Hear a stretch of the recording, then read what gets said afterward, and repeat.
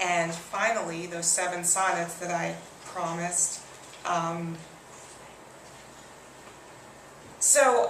mom is here to vouch for this, but I was about, I don't know, 4 years old, 4 or 5, we'll go in chronological order.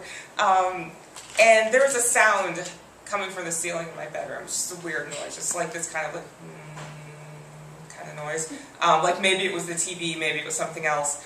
And what it turned out to be was a whole bunch of bees were in the attic.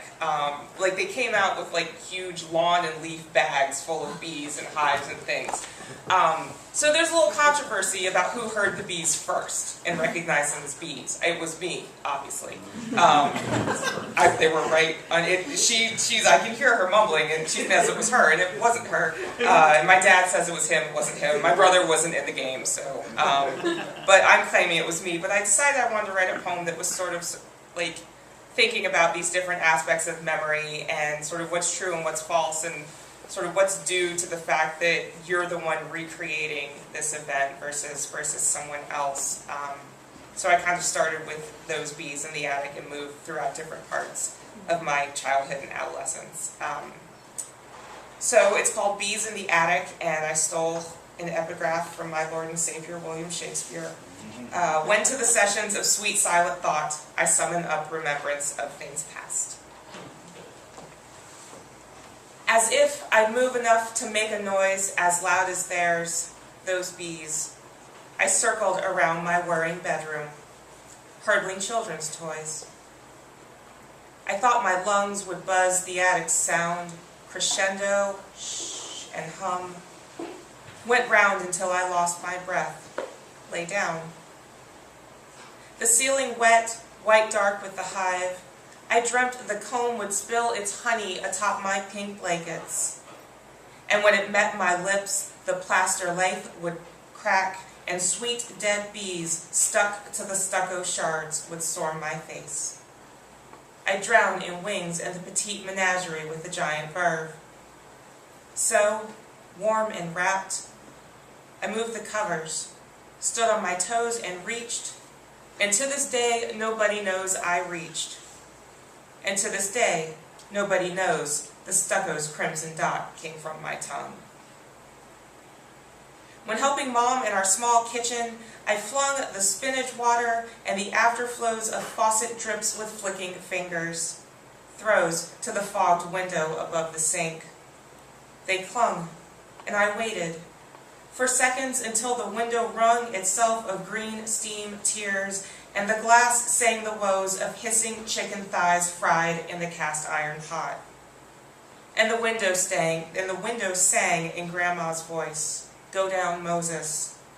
And the stained glass sugar plum fairy that hung on the liquid pane, "At the last my people go," raised up her hands and rejoice. I heard the bees from there growl and a hum. From there, I heard the bees growl and a hum everywhere. In the sylvan lilacs that I picked from the basement's dollhouse, singing in the drumming dryer's pulse as the washer flowed and clicked. Their noise was huge to the pint-sized figurines who had no ears but eye-shaped mouths. I poised their arms and legs in small domestic scenes of Daddy's home, their tiny red door closed, those eye mouths always open in a gasp or scream, as if something were about to fall upon their house like the locust plague. The hasp was fastened tight. I knocked them down, played all 4 died before the darkness could descend, as if somehow I'd write their perfect end. As if somehow I'd write the perfect end to every moment tonight, outside my house long left behind, I watch a hydrant joust a child. And when I let the darkness bend around me in a blink, I fade to black. Eyes closed, I eulogize the harbor's dock, Old Bay, the lit-up bromo-seltzer clock, blue in the smoke from the beacon, and the factory stack.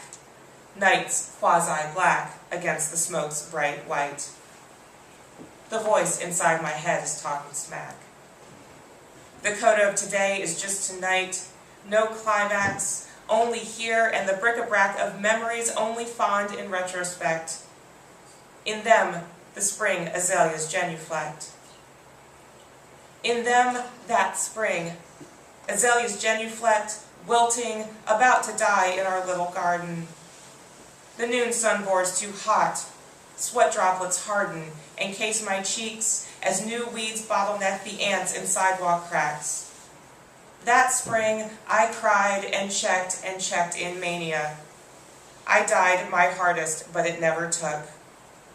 No doubt I didn't have the guts to try, but I'd scout locations, tool shed, shower, tub, and Dad and Mom in separate rooms would sleep right through my tiptoed wandering about our blue big siding house. I settled on the plaid of my own sheets, penning the letter in my head. It pounded with adrenaline. It pounds in my head with my adrenaline. Dear Mom, call me the dummy, the mannequin, dead as the dancer on the top shelf that sings the Mendelssohn and never stops its rings with the scope of bells and vibrates with the sound of clocks. The clock ticks loud as fall rewound at every equinox again and again. And when you look at me, remember when I last said sorry. As the autumns pass, at 4:45, the time goes fast, and the grass will slow its growth. But I am huge in your head now, pounding, and we're the same. Your blood I've bled. You're swimming in my bed now with my bees. I'm swimming in their hollow sound of seas. And now, I'm swimming in that sound of seas, the inexhaustible murmur. Now I'm back and sitting to my letters at this desk of letters, keys, paper and screen, your egomaniac, dear critics. The narcissist tried art inside this paper's looking glass, distorted, wide with me and my burned hair, the blistered ember from the core of a stove's hot comb. And I remember my silence sweet as canopy beds, or a girl in spinning Duchess satin's whispered whirl. Then, all the days ahead were bees in the attic.